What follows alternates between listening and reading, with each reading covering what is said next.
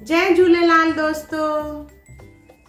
इहो भी साल गुज़री वियो, कुछ प्यार में त कुछ तकरार में। इहो भी साल गुज़री वियो, कुछ मनाइण में त कुछ परचाइण में। इहो भी साल गुज़री वियो, कुछ खुशीअ में त कुछ गम में। इहो भी साल गुज़री वियो, कुछ पाइण में कुछ खोइण में। अचो त जेके रुसियल आहिनि उन्हनि खे मनाए वठूं, जेके नाराज़ आहिनि उन्हनि खे ख़ुशि कयूं। नए साल में कदम रखूं पंहिंजनि सां गॾु, एकता विश्वास मोहब्बत सां रखूं कदम नए साल में। नए साल जो हर एक पल गुज़रे प्यार मोहब्बत ऐं विश्वास सां। अचो त गॾिजी लाल साईंअ खे ॿाॾायूं। नए साल में साईंअ जो आसरो रहे, मुख में साईंअ जो नालो रहे, हथरो बाबल जो सदा मथां रहे, प्रीत सदा हुजे पंहिंजनि जी, पढ़ाई पचर न काई रहे। कोरा है न हुजे के रिश्तनि में, अचो हिन नए साल में कदम वधायूं। नए साल खे खुशियुनि सां मनायूं।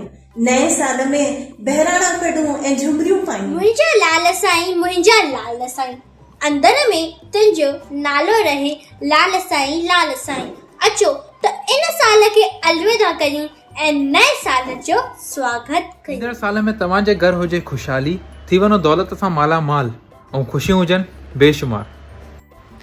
उदास लम्हनि जी न कोई यादि रखिजो, तूफ़ाननि में बि पंहिंजो वजूद संभाले रखिजो। मायूसी हुजे तव्हां खां दूर दूर, सफलता ऐं ख़ुशियूं मिलनि भरपूर।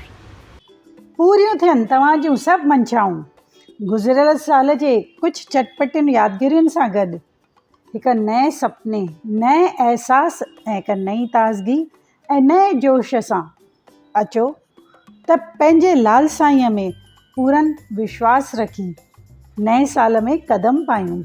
हिकु विश्वास रखी धणीअ ते, इहा ई आहे सुठी शुरूआत नए साल जी। सिंधी ॿोलीअ खे खणी सिंधियत जो हथ चले, ख़ुशियुनि लाइ थी वञो तयार। मस्ती ऐं नए उमंग लाइ थी वञो तयार, जो अची रहियो आहे नओं साल। तव्हां सभिनी खे नए साल जूं लख लख वाधायूं। जय झूलेलाल।